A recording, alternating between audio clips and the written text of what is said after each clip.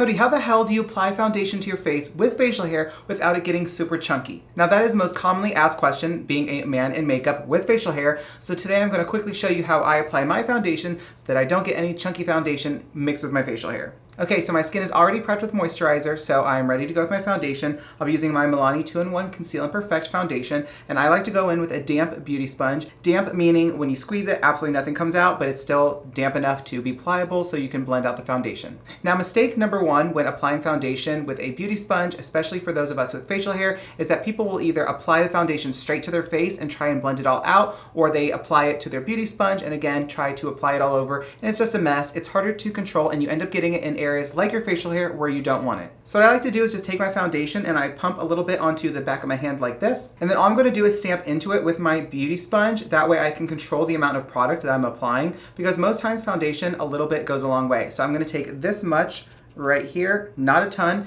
and what I'm actually going to do is start dotting it on my face in the larger areas first. So that would be, for most of us, our cheeks and our forehead. That way we already have foundation applied to our face, and then we can start blending it out. So why I really love to do it this way is, again, you have foundation on your face, so you have something to work with, and that way if you need a little bit more, you can go in with a little bit, and it's easier to add on compared to trying to remove foundation if you have too much. So you're just going to stamp the foundation into place and blend it out wherever you need it, and this is where facial hair comes into play. So for example, on this side of my face, obviously my facial hair is right here. So when I take my foundation and I'm stamping it, I'm going to work all the areas without facial hair first, and then I'm going to work my way down to where my facial hair is, because by the time I get down here, there's going to be hardly any product left on the sponge. It's just going to be residual foundation. That way, really all you're doing is you're blending together where your facial hair is to where you don't have any facial hair, and it's going to pick up the foundation on the skin, very, very little, enough to make sure that the color match is exact, but not enough to where it's going to mix in with the hair and look gross and crunchy. Again, on this side, we're just going to stamp the product in place. I'm going to go all the way over to where my sideburn is. And by the time I get there, I can tell that there's not a lot of foundation left on the sponge. So I'm just going to lightly tap over the facial hair, again, to make sure that the skin underneath matches the areas of my face with foundation. That way there's no weird color difference. But again, it's not going to be enough to where it's going to interfere with the facial hair. Now down by where my nose is, right here and here, I just take it and I squeeze the sponge. And again, with very little product left on the sponge, I just stamp right in those areas.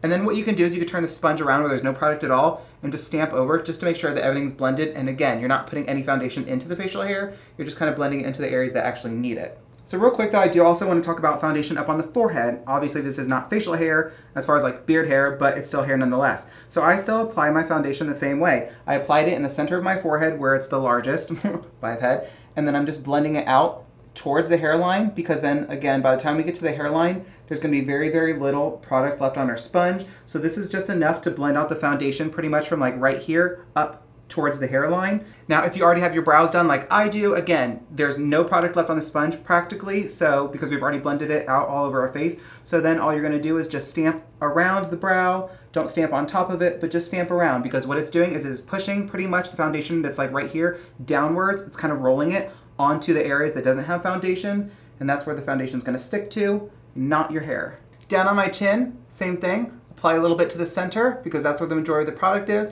We're just going to stamp it into place. Then we're just going to blend that out to the sides where we're going to meet the facial hairline. And then again, no product into the facial hair. Turn it over to where it's dry and just stamp around it just to make sure it's blended and nice. And of course we have to get the neck. So I just stamp a bunch over like that. Blend it out like we were just talking about. Make sure to cover all the area without hair first.